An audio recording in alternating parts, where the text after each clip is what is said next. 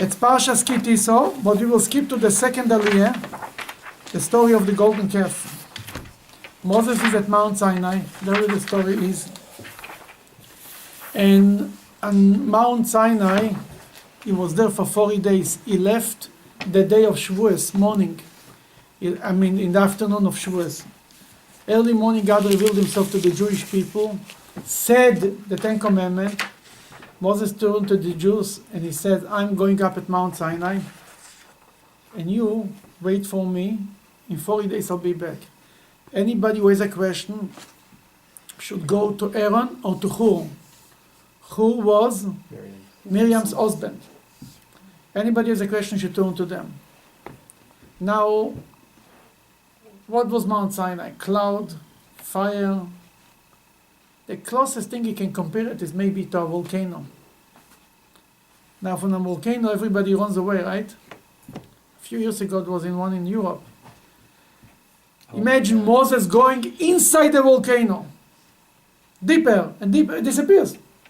He's coming back in 40 days, they say. 40 days passed and Moses is not coming. They counted the day that Moses left as one of the days. But that was already the afternoon. The day in Judaism ends by the evening, by sunset. But Moses meant to say, count 40 days from sunset. 40 full days. And they counted this day too.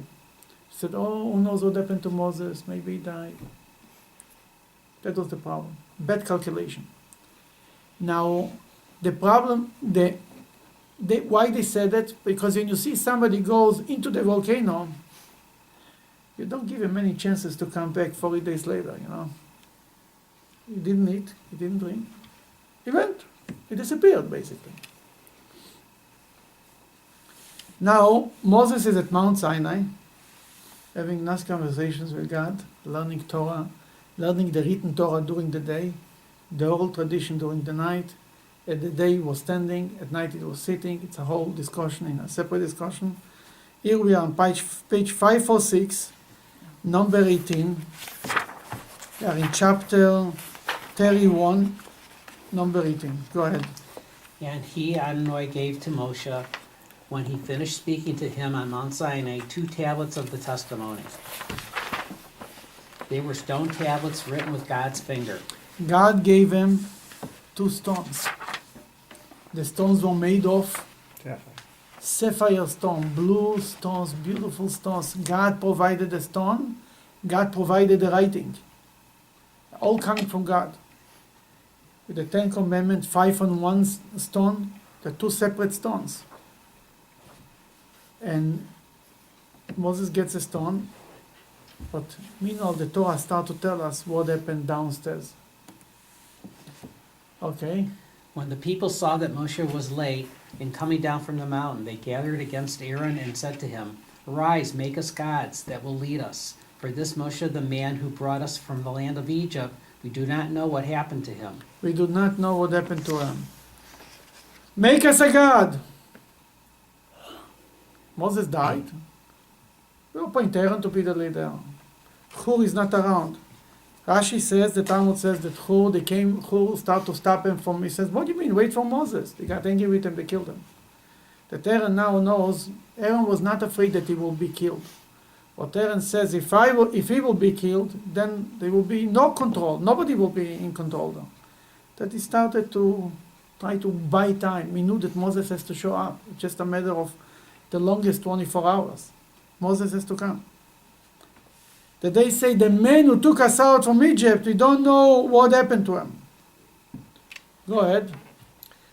Aaron said to them, Remove the golden rings which are on the ears of your wives, your sons and your daughters, and bring them to me. All the people removed the golden rings which were on their ears and brought them to Aaron. Okay, Aaron came up with an idea. He says, go bring the jewelry from your wives. Naturally, women are not so quick to give the jewelry. Then he said, we'll work it out. We'll see. What will happen? The women did not give the jewelry, according to the Talmud. The men gave their own jewelry. Number 3, what happened? Chapter, 32, number 3, go ahead. You want to continue? Oh. All the people removed the golden rings which were on their ears and brought them to Aaron. He took them from their... Well, they brought them to Aaron. Somehow the Jews found gold. No problem to bring gold. They had enough gold and they brought it to Aaron. Now Aaron has the whole boy and bunch of gold. He took them from their hands and formed it with a goldsmith's engraving tool and made it into a molten calf. They then said, "These, Israel, are your gods." Okay. Oh, hold on one second. Okay. It certainly makes it look like Aaron is responsible for putting together the golden calf, but yet our tradition lets him off the hook for this. How do we explain that? Okay. Aaron, here it's written clear that Aaron made a golden calf.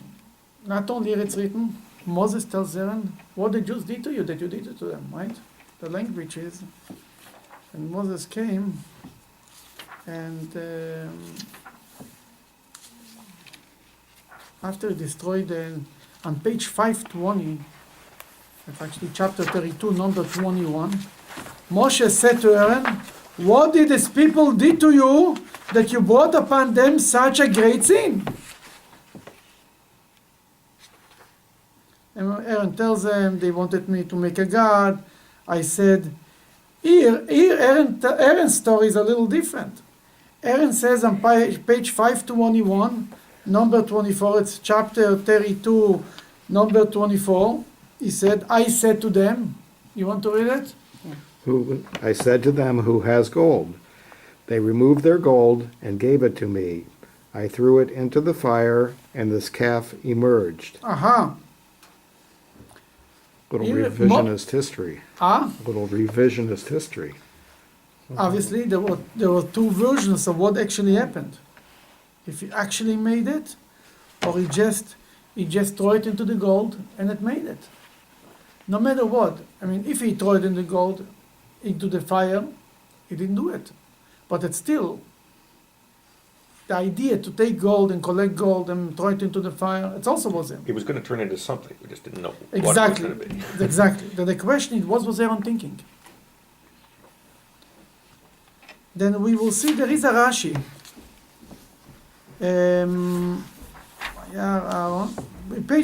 Now we'll go to page 512. We stopped you in the middle of the verse on page 512. This is the God what was up from the land of Egypt, right? When Aaron saw this, he built an altar before it. Aaron then called out and said, "Tomorrow will be a festival to Adonai." Okay. It sounds pretty much here like, Aaron saw. What he saw. Go ahead. well, if we interpret this directly, this is the God who brought you up from the land of Egypt. Now, we know that the God that brought us up from Egypt was in a pillar of fire. And, Yeah, exactly. How you make him even if they got to? But that's what the people who worship the idol started to say. This is God.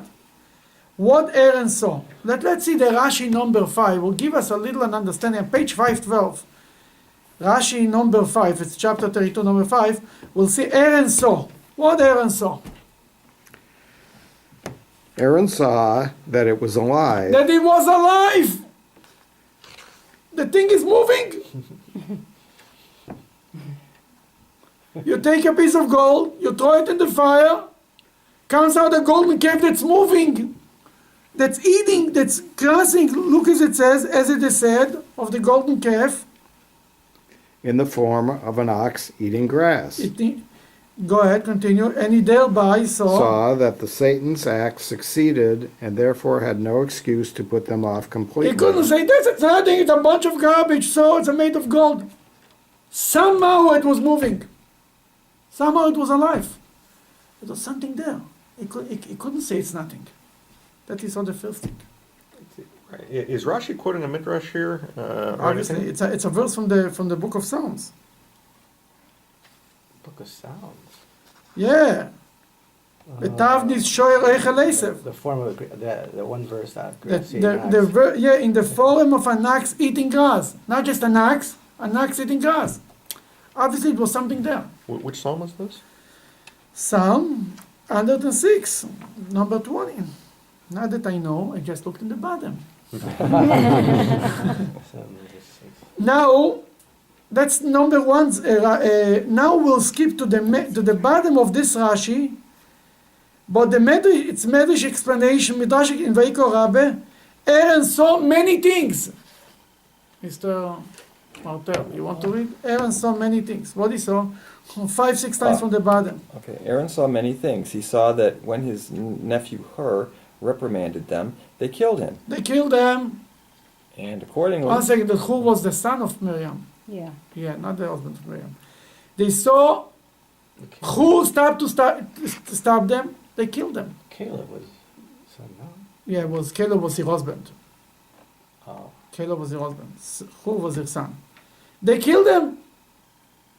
He said that he saw that he has to cooperate with them because if not, they'll kill him too. Then what good is going to come out of it? That's number one he saw. We'll skip a few lines to page 513, the first Rashi in the top there. He also saw the situation, and he said, "Better the blame be put on me and not on them." you see who Aaron was. A good place. Aaron said, let it be my fault. Aaron he said, I will do the golden calf. God will blame me and not the old Jewish people. That's a tzaddik. That's a leader of the Jewish people. He said, what happened? Why Aaron made a golden calf? He knew it's going to be an idol. He says, I'll do it. First of all, I can control the situation. Number two, let God blame me. Now, take an interesting thing. A Kohen who worships idols cannot serve in the temple. Aaron, who created the idol, became the high priest. What's going on here?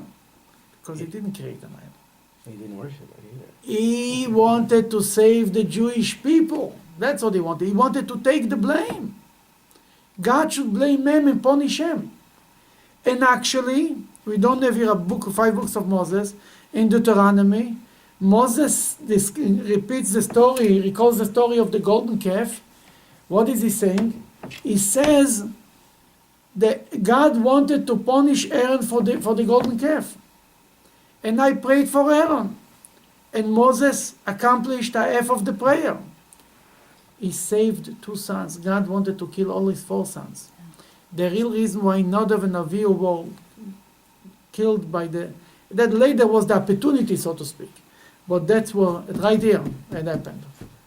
That Aaron actually paid the price for the golden calf, for taking the blame on himself.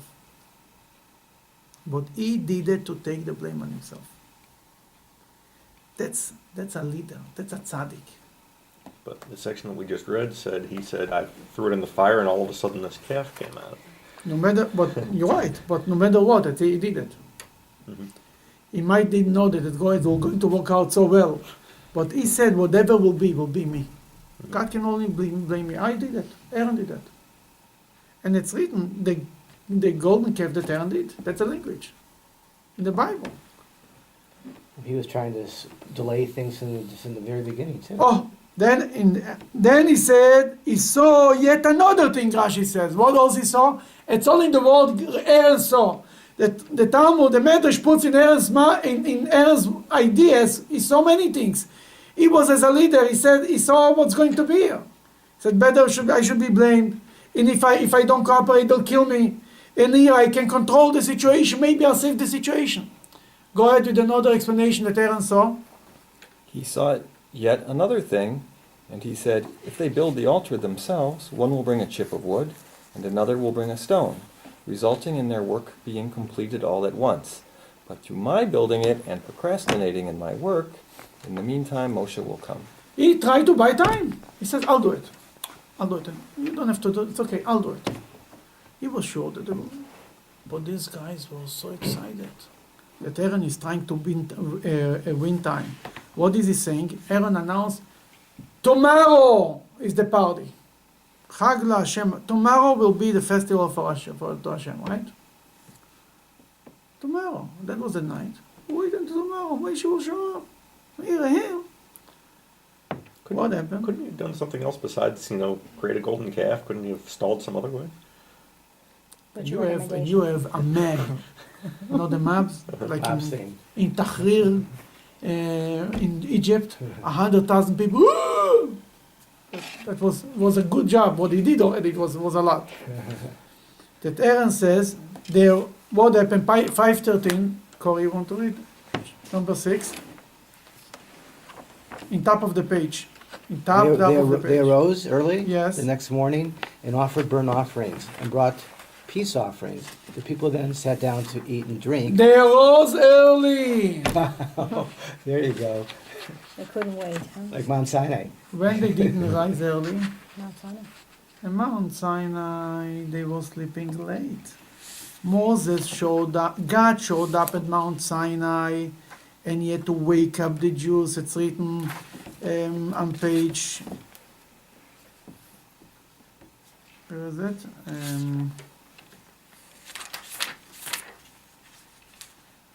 Page 249. 249. We read on that's page 249. It's actually chapter 19 in the book of Exodus, number 16. Want to continue?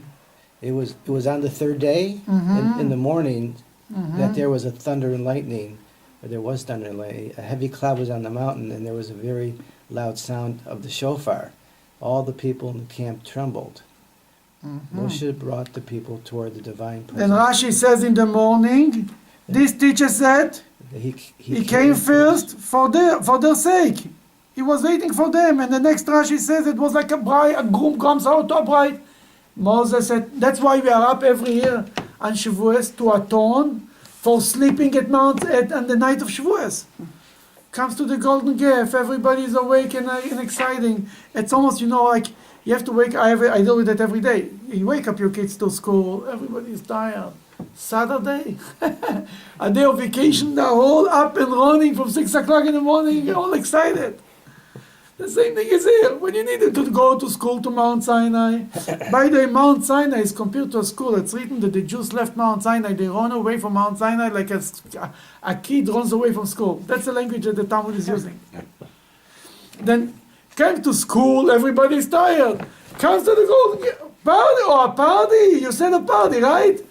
Aaron said tomorrow is a festival. A festival. Everybody got up early. That's the problem. They got up early in the morning, and they amused themselves. It was a party, but the wrong party. Now we're going to page 514. Moses is at Mount Sinai. He's up in the mountain, in the cloud, in the volcano, if you want. And number 7. We're on page 514, number 7. Adonai spoke to Moshe, go down, for your people have become corrupt, those whom you brought up out of the land of Egypt. Okay. God tells Moses the 6 o'clock news. You know what's going on downstairs? He says, no.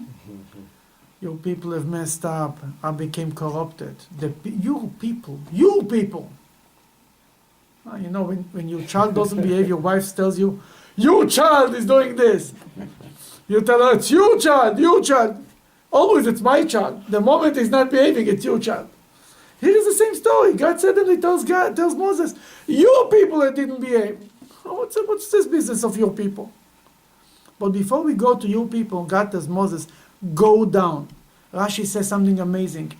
Moses is a representative of God, of the Jewish people. If God is not interested in the Jewish people, tells Moses goodbye. Moses on his own does not have the right to be at Mount Sinai. He is here to receive the Torah for the Jews. Your whole greatness is that you represent the Jews. If I don't want the Jews, I don't need you. And he told them, go down. It's over. And then he tells them, it's your people. That Rashi says here, you people. Why it's you people? Wait a second. He just said something. Go down. It's over. Go down means go down. I'm finished. I don't need you. I thought it was the opposite. I thought you were saying before that's over if you don't do something. No. He told them go down. The people who worship idols. They don't deserve a relationship with me. Then the appointment is done. You're here representing, let's say, a whole group of people who want to buy something. and then you hear on the news that the group fell apart, tell them appointment is over. I mean, you're here as a representative, I would think he's the agent of the Jewish people. giving him a. Then what is he telling them? You people. Rashi says, why it's you people? Rashi says because this was the Erev Rav, the Rif Rav. When Moses when the Jews came out from Egypt, was a whole group of Egyptians who wanted to join the Jewish people. Medrash Rabbah says, Moses asked God, should I take him, should I accept him, the converts or not? God told him, it's up to you. Moses said, it's good, we'll take him, more people will believe in God. And who left? The elite left, joined the Jewish people. You know who left? The people were the what it's called? The guys who made whenever Moses turned the water into blood, Pharaoh's magician turned the water into blood. These magicians, these guys, these professionals, they were intelligent people. They were the scholars of Egypt. They wanted to join the Jewish people. They saw there is something amazing here. These people, when Aaron took the gold and threw it into the fire, they, with their magic, made a golden calf. Then God tells Moses, you people, you took them out from Egypt. I wasn't a fan of this idea of bringing the other guys into the party. I told you take the Jews out of Egypt, not you people. It's you people who took out from Egypt. That's one explanation. Shabbos, God willing, will say another explanation for you people. Why God calls the Jewish people and the people you people. But that's only for people who come on Shabbos. It's a secret. What God continues to tell them. I forgot where we're at. We are number 8. And they departed quickly from the way that I commanded them, and they have made for themselves a molten calf. They have prostrated themselves to it and offered sacrifices to it, and have said, these, Israel, are your gods who brought you up and out of the land of Egypt. In 2 sentences, God summed up the whole. It's like, give us 20 minutes, I'll give you the world. Give me 2 minutes, and told them the whole story. They worshipped an idol. It's over. They made it. Then God says to Moses again. Go ahead. Adonai said to Moshe, I have seen, observed these people, and behold, they are still stiff-necked people. Stiff-necked people, there is rednecks, there is stiff-necks. The stiff-necked people, the Jewish people, what's a stiff-neck? Stubborn people, who doesn't look around, doesn't look back. Is to be a stiff-necked people such a bad thing? Kept us alive, We're That's stubborn. why we are here. If we would not be stubborn, we wouldn't be the Jewish people. We wouldn't be here. I can tell you, my father, he has a stiff neck as you find. My father-in-law, not much better. Still smokes. Nobody can convince him out of it. But this is the people, when Jews were in Russia, Jews were in these places, only these people remained traditional, remained loyal to religion. The stiff-necked people. Then God, sometimes it's not always easy. Run a shul of stiff-necked people, not an easy thing. But if not, it wouldn't be anything. Moses, here God says, because of the stiff-necked people, therefore, what I want to do to them? Now leave me alone, and my wrath will blaze against them and destroy them. I will then make you into a great nation. Here God gives him an offer to Moses, an offer he cannot refuse. I'll erase them, and I'll start from your new nation. Will not be the children, the paychecks, not be Abraham, Isaac, and Jacob, be Moses. Actually, Moses being on the phone, because Moses comes from Abraham, Isaac, and Jacob. He will start a new nation. Moses heard in this word, now leave me alone. What does this mean, leave me alone? Don't leave me alone. Leave me alone means you can stop me. Don't stop me means you can stop me. Moses says to God, if God wants to kill the Jewish people, he needs to tell even Moses what he's going to do. He needs to ask permission. Now leave me alone. Moses from this learned that he can stop him. And Moses said already, he learned also what happened with Noah and with Abraham. God told Noah he's destroying the world. Noah said like a good boy. Noah is the oldest child who doesn't know how to say no to his parents. He listens. He did whatever he told him. What happened? Destroyed the world.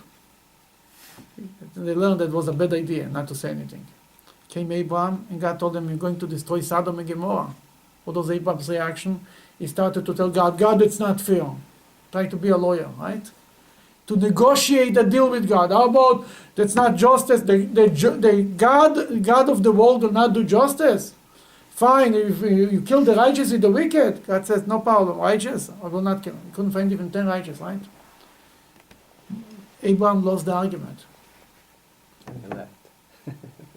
Came Moses. Moses says, God, leave me alone. Moses didn't have arguments with God. He did much better. Basically, he gave God an ultimatum. But let's start to read what this is actually. The closet. That's still going. Can I say one real question go about the ahead. verse here? On page 514, where it says, "These Israel are your gods who brought you out of the land of Egypt." Who's saying that? Who's saying those words? These Israel. The people who worship the idol, God is repeating the- what the Jews say about the idol. Oh, it's God speaking. Yeah. Okay. Vaychal Moshe. Vaychal means the beginning of when Moses started to pray to God. We read it every fast day. We start from here. Number 11. Go ahead. Moshe implored before the presence of Adonai, his God, and he said, Adonai, why should your wrath blaze against your people, whom you brought out of the land of Egypt with great power and with a mighty hand? Now Moses tells God, it's you people. Now what is he telling him? Why should should be angry? Oh, now comes with the best argument that Moses can come up. Number 12. You want to read? Go ahead. Why should Egypt be able to say he brought them out with an evil intent, to kill them in the mountains and to annihilate them from the face of the earth? Turn from, withdraw your blazing wrath, and reconsider the intent of doing evil to your people. Moses said an amazing thing. Moses said, what are the Egyptians going to say? He says, when I came to Pharaoh and I told him, let me go, let the people go, Pharaoh says, Reu, I see evil against you in the desert. And Rashi says it there, I see evil against you, I see that you're going to die in the desert, I see blood on you in the desert. I'm an astrologist, Pharaoh told them, and I see it's blood. Moses told them, don't tell us what to do, let us go. Now, what is the Pharaoh going to say? Pharaoh survived the splitting of the sea, right? Pharaoh is alive. Pharaoh is going to say, I told you guys, don't go. I told you, Moses, 10 times I told you not to go. What are they going to say? No, there is a story about a Jew that is, I think I mentioned the story a few times. The landowner of the city was like the mayor, the sheriff, invited himself to a Pesach Seder. Here, that's good food, that's good stuff. Fine, he enjoys the whole Seder, the matzah balls and all the good stuff, and the more, the chareses, everything is good. Then comes to the end of the Seder. The Jew stands up and is announcing, next year in Jerusalem. He tells them, Moshka, are you leaving? And he tells them, no, I'm not leaving.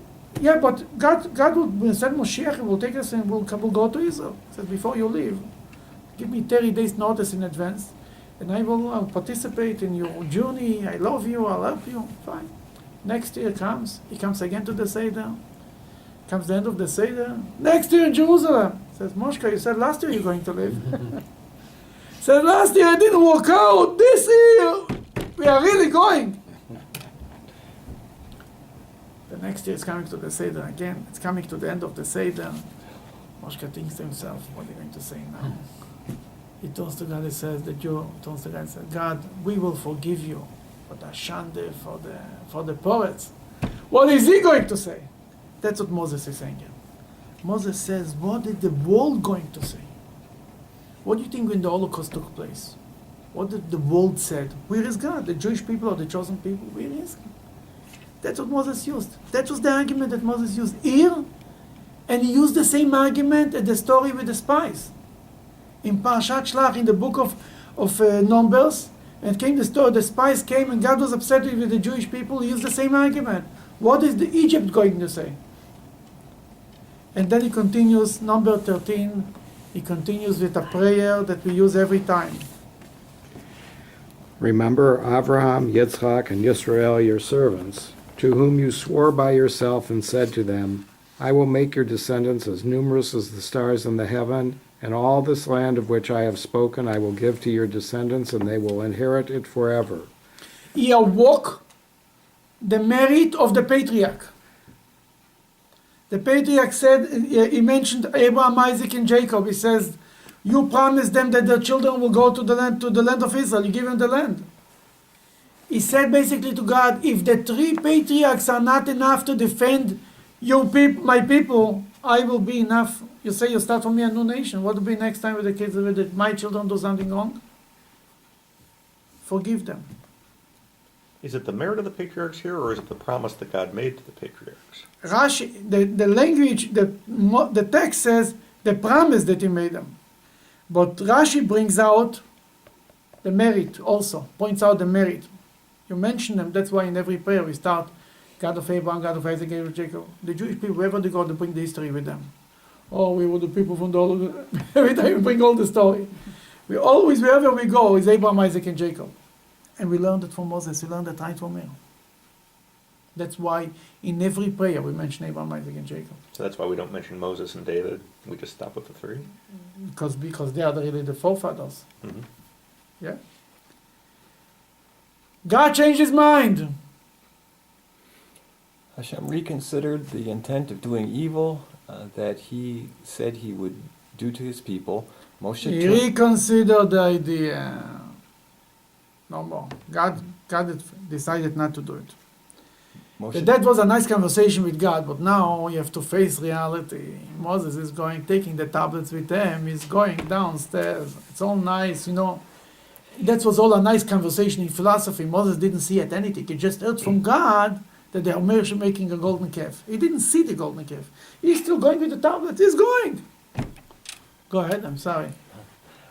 Moshe turned and went down from the mountain, and with the 2 tablets of the testimony in his hand. They were tablets written on both sides. The writing was visible from either side. That was an amazing miracle. The writings of the stones were from both sides. No matter how you look on the stone, you see the writing. It was from side to side. And the mem, when you write a mem, it's a full cycle. That the piece of stone in the middle was standing in a miracle. But the whole thing was a miracle. It's not such a big... It wasn't such a big deal. Yeah, compared to the whole thing. 5:18. Yeah. Top of the page. Yeah, number 16. The tablets were the work of God, and the writing was the writing of God engraved upon the tablets. The tablets were the work of God, and the writing was the word of God. Engraving on the tablets. God engraved the writing on the letters because God wanted that the words of God should be engraved in our souls. That's why it's engraving, not written. When you write ink on parchment, it's 2 separate things. Therefore, it could be erased. That's why we need a sofer, a scribe, to come from time to time to check it, to fix it. But when something is engraved, can never be erased. It could get dusty a little bit. Then we have to clean up the dust. When we meet another Jew, Judaism is engraved on them. Sometimes we have to clean up a little the dust, Once somebody came with that film to me, he takes out that film and starts to do. It's taking off the dust. But we don't have to install in the Jew anything. We don't have to write on him any Jewish writing. It's there. We know that he has a love to Judaism. It's only sometimes that the dust is covering up on the Jew. But the truth is, it's there. And we have to remember that. Okay. Number 17. Joshua heard the voice of the people rejoicing, and he said to Moshe, "There's a sound of battle in the camp." You know where Joshua was? Joshua was waiting all these 40 days at the bottom of the mountain, as close he was allowed to get. He wasn't in the camp. He was such a disciple, such a dedicated chassid, that he was waiting for his Rebbe all the way, 40 days, and a portion of money is to come down for him specially, to survive. He wasn't like Moses that didn't drink for 40 days. He stayed there. And now he meets Moses. He tells Moses there is a sound of war in the army, in the camp. But Moshe said, Moshe said, "It is not the sound of song of victory, nor is it the sound of weakness, a song of defeat. It is the sound of a song that I hear. Whatever it means, I don't understand exactly. It says, I said, I hear a voice that I don't like, a sound that I don't like, that it's not good news coming from there. And Moshe, approached the camp. He saw the calf and the dancing. Moshe's anger blazed, and he threw down the tablets that were in his hands and smashed them beneath the mountain. Look what happened. Moses came. He saw what he saw first. He saw the calf, and then what he saw? The dancing. Then he got angry. He saw the dancing. Not only there is a calf, there is dancing too, there is a party. Moses was upset. He threw the stones and he broke the tablets. Wow. Now, Mixed message there. well, here's the mixed message. I see only one. What mixed? Well, the obvious message is he was upset and he broke the tablets, maybe. But the defense to that is that now the tablets are broken. There's no No contact. no contract to break. Then right, that first of all, Moses was just the UPS guy. He delivers 2 tablets from the God to the Jewish people. What do you mean he break the tablets? Who gave him permission to break the tablets? It's not his. Well, not more than that. Moses didn't know that he's going to get ever another set of tablets. Moses didn't even know that God might punish him for such a bad thing, to break the tablets. If you get angry with somebody, you don't break your china that you have in your hand, you put the china down, then you break his hand. I mean, you're breaking the china. What is this? Moses takes the most important thing. He was 40 days and 40 nights, he didn't drink. He wasn't on a vacation in Las Vegas. He was there for 40 days and 40 nights to get the set of tablets. The most important thing is coming in, is breaking them. Must be that there is a reason for Moses breaking. Not just he got angry. Moses could control his anger and not break the tablets. Even when you get very angry, you don't break the most expensive and the most precious thing you have in the world. Well, Sometimes. Moses was pretty upset when God told him that your people have gone to the dogs in a manner of speaking. But he still took the tablets with him. Yeah, right. And he saw it there. By the way, that shows you, it's one thing to hear about something, it's another thing to see it. He saw it, he couldn't believe what he's seeing. He still took with him the tablets. And he still went down to see it, and when he saw it, he didn't say a word. He broke the tablets. He didn't have to say anything.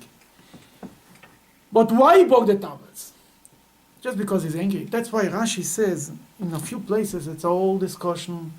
Moses knew that on the tablet it's written, do not worship idols. The second commandment.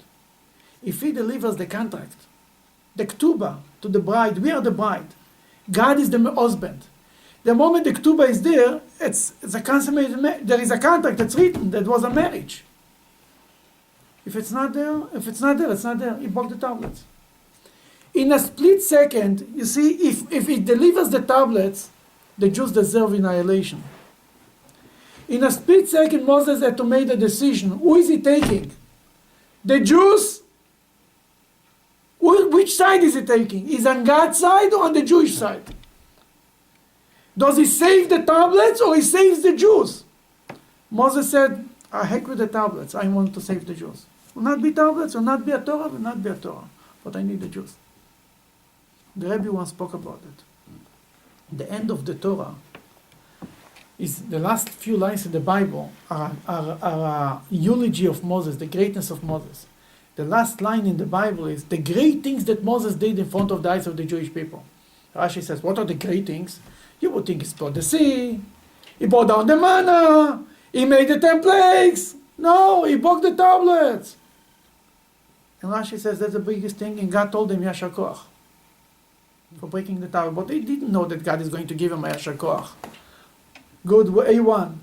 He broke the tablets because it was a discussion. God or it was a question, who to give up on? He says, I need the Jews. And that's what God loved so much. But there is another reason when he broke the tablets. When he broke the tablets, you can give a speech of 20 minutes, or then you can do something drastic that you don't have to say anything.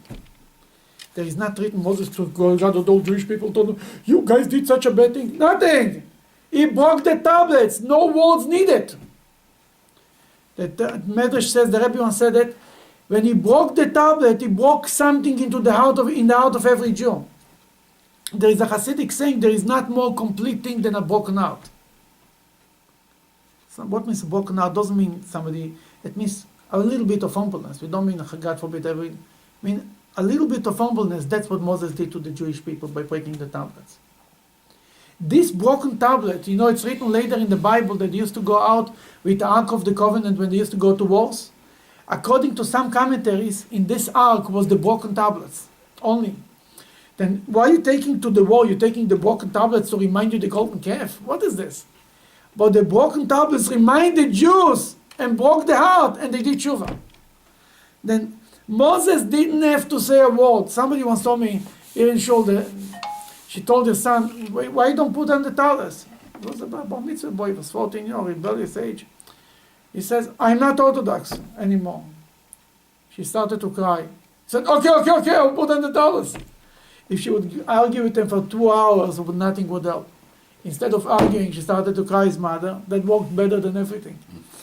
Moses, instead of giving lectures, he broke the tablets. No words needed. So this was kind of the first Jack Nicholson line, you can't handle the truth? I really am not so Yeah, good. he just done it in symbolic form, right? Exactly. And then what he did the next thing is, go ahead. He took the calf that they had made and burned it in the fire, and then ground it into fine powder. He then scattered it on the water and made the Bnei Israel drink it. What's the significance of that? I mean, it's internalizing it, ingesting it? No, it was a way of, Rashi says it, and made Bnei Israel drink it. Rashi says it's like a sota, like somebody.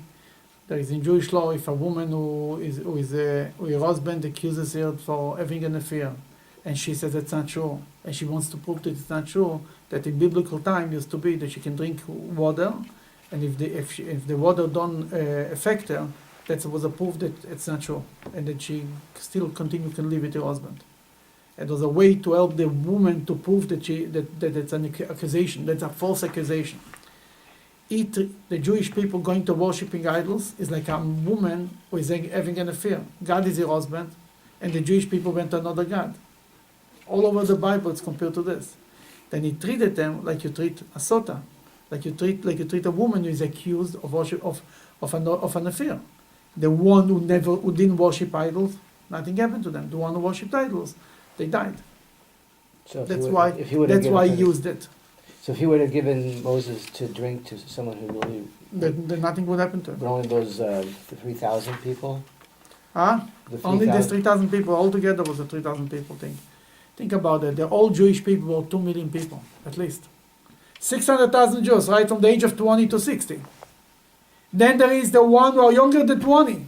The one that were above 60. Women. That's 2 million people.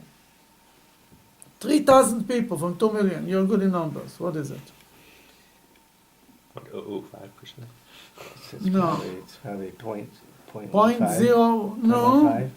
You're the math guy. 0.15. What is good? You're good in math. 3,000 from 2 million. What is it?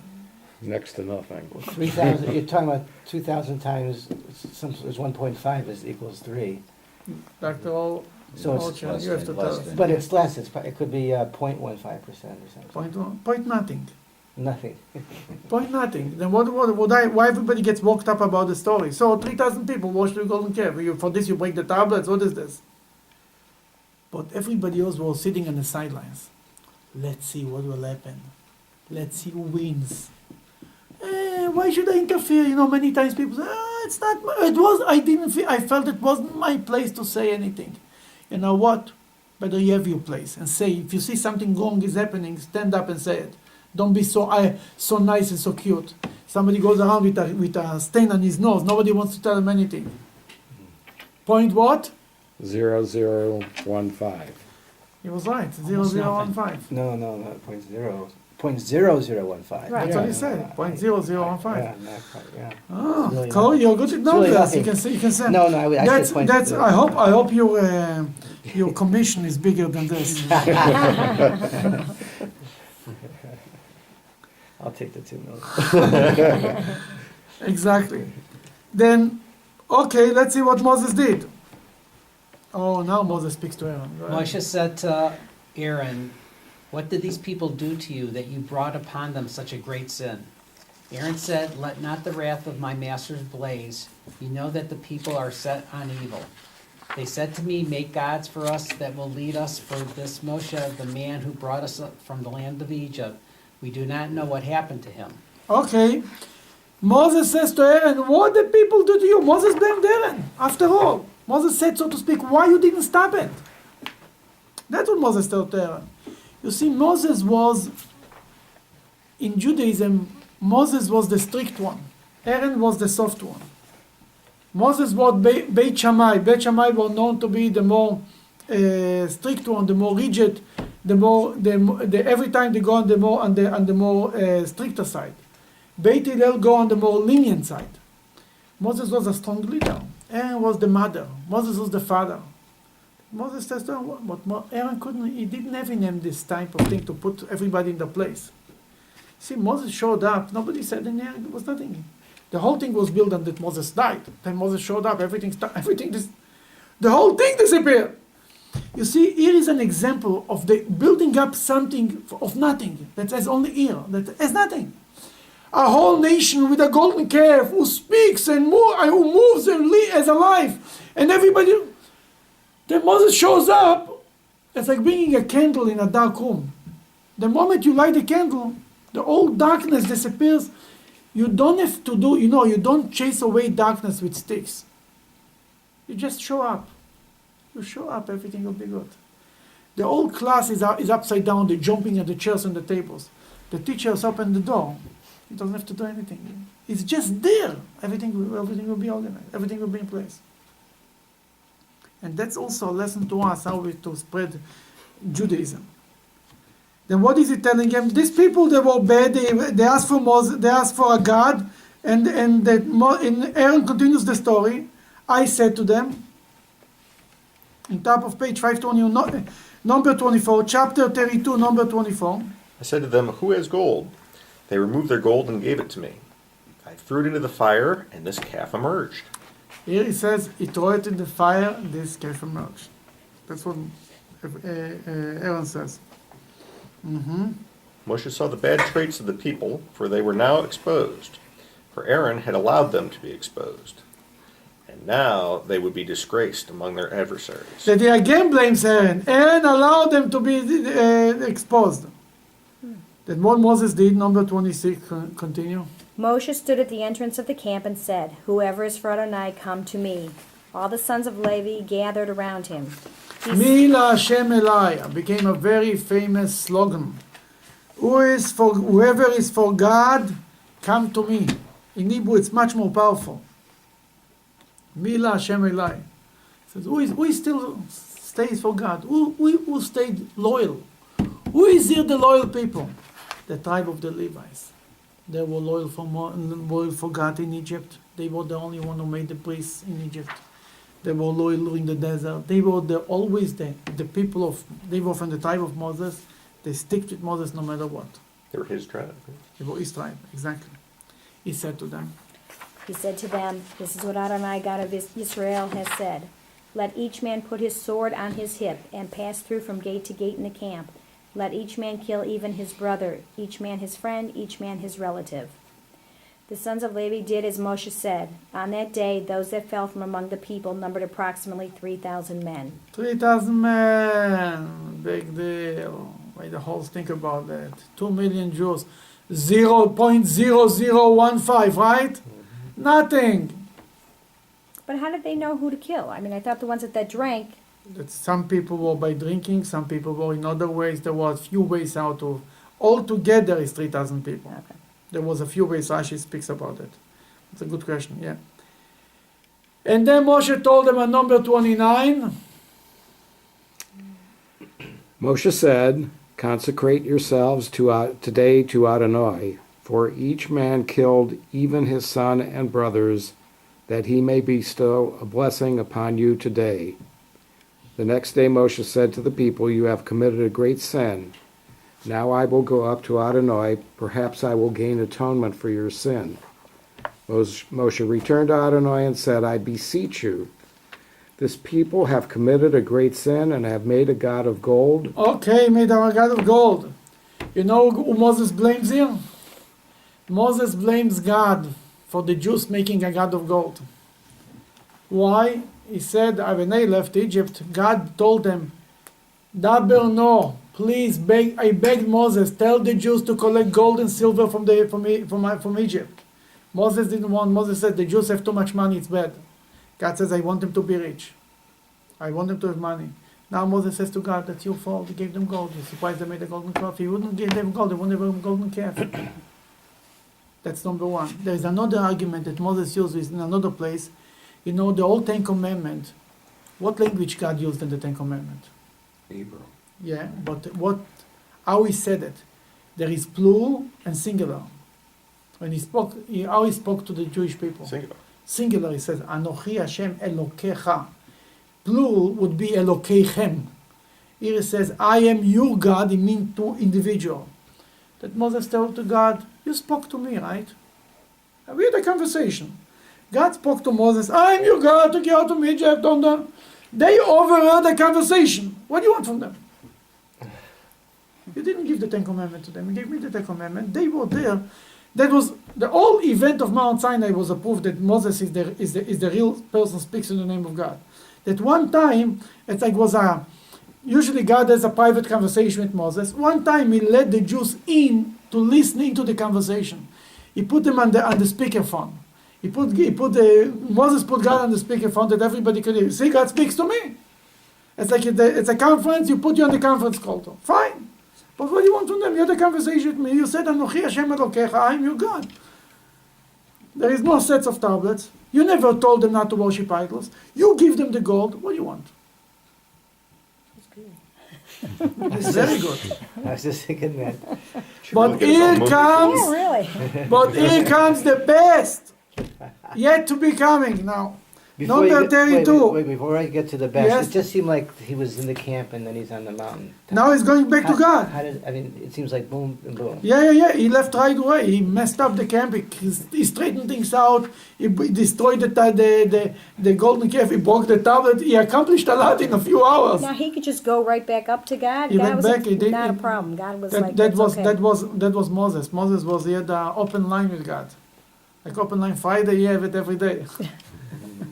Here he tells God the ultimate. You want to read Mr. Martin? To read the ultimate from God? From Moses? Number 32.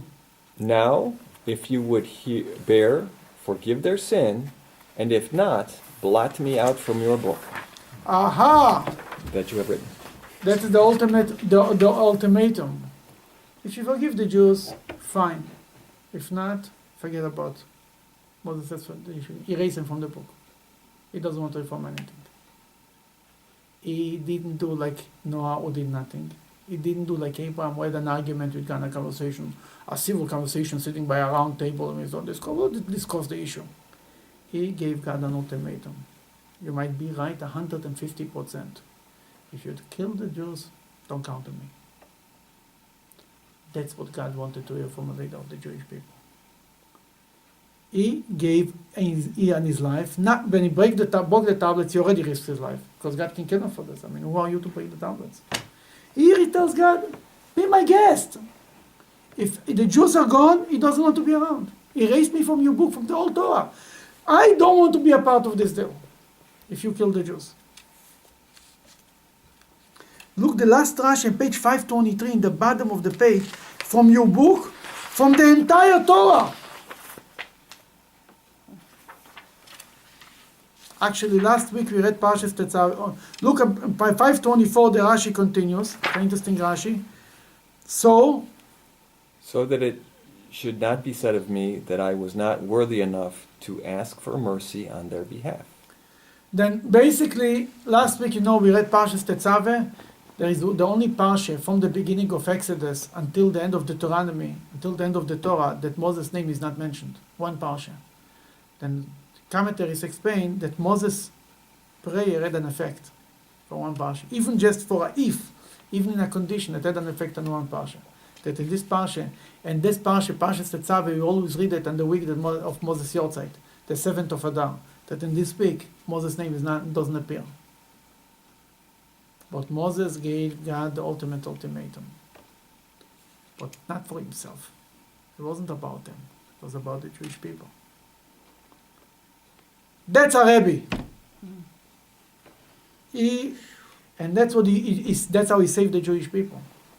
And as long the Jews were making a golden calf, idol worshipping, as long as they had a Rebbe, he saved them. What happened in the story of the spies?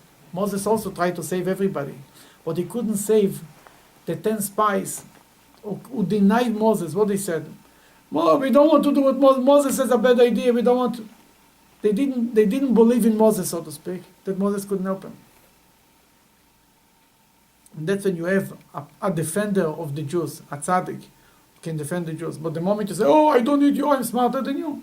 If you're smarter, then I cannot help you. This line is the line of the Torah. The ultimatum that Moses gave to God. And he saved the Jewish people.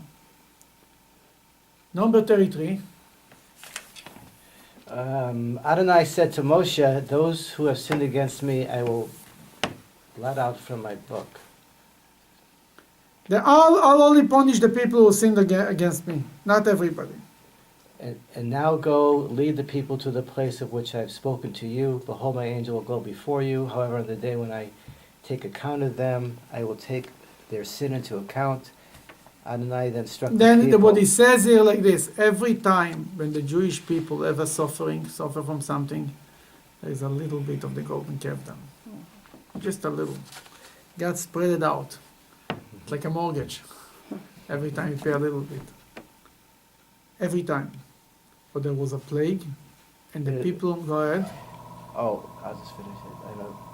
Hashem, the plague struck the people because they had made in worship the calf that Aaron made. That Aaron made! Again is in his name. You see? That Aaron made. Now it starts a whole story. Moses prays to God. And God, I just want to tell you one more interesting thing. Moses prayed to God, and God tells him, I'll forgive the Jewish people. And on page 2 on the page, look what Moses is using for an argument to save the Jewish people. Number 3, you want to read on top of the page? Chapter 33, number 3. You will then enter a land flowing with milk and honey. I am sending an angel, for I will not go up among you. For you are a stiff-necked people, and I may destroy you along the way. Here God is using the argument, because they are stiff-necked people, it's better he shouldn't be there and shouldn't destroy them. The same argument that he wants to kill them, the same argument is used, just the opposite. See, the same argument can be used, it's a matter how you put it. Then Moses says, tell the Jewish people, they are stiff-necked people, therefore better I cannot be among you. And then Moses is speaking to God, and it's going on a whole discussion and a whole thing. And later, Moses on page 535, Moses tells God, Moses said it's a good moment with God. God is forgiving and nice and merciful. And chapter 33, number 17, number 18, Moshe said, please grant me a vision of your glory. Grant me a vision of your glory. What God answered them. Next page. He, God, said, I will cause all my goodness to pass before your presence, and will proclaim the name Adonai in your presence. I will be gracious to whom I will be gracious, and I will be compassionate to whom I will be compassionate. And he said, you cannot see my presence, for no man can see my presence and live. You cannot see my presence, right? When God showed Moses his presence? At the burning bush. What Moses did when he saw God's presence? looked away. Well, no, he didn't look away. He turned away and then he What Moses did? prostrated himself. What Moses did? God, when he saw the first time, he saw God's presence. What happened though? He didn't see it. No, let's see. Right in the beginning, Well, he saw that the bush wasn't consumed. Yeah. What Moses did. What Moses did.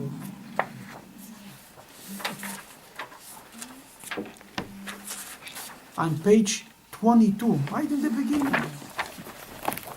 Page 23, actually.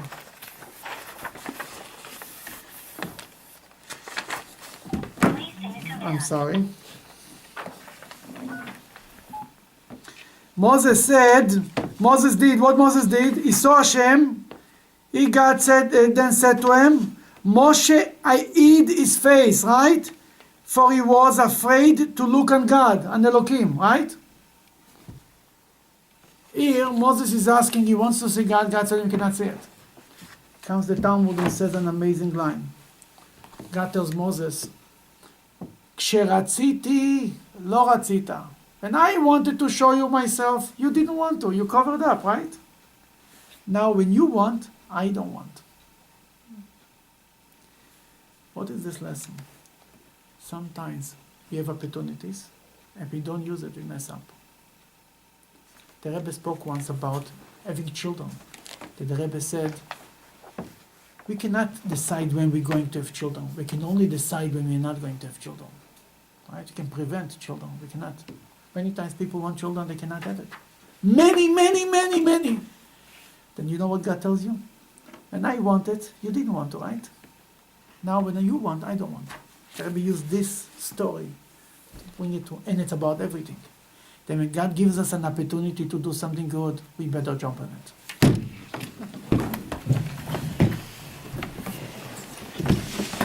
Walk.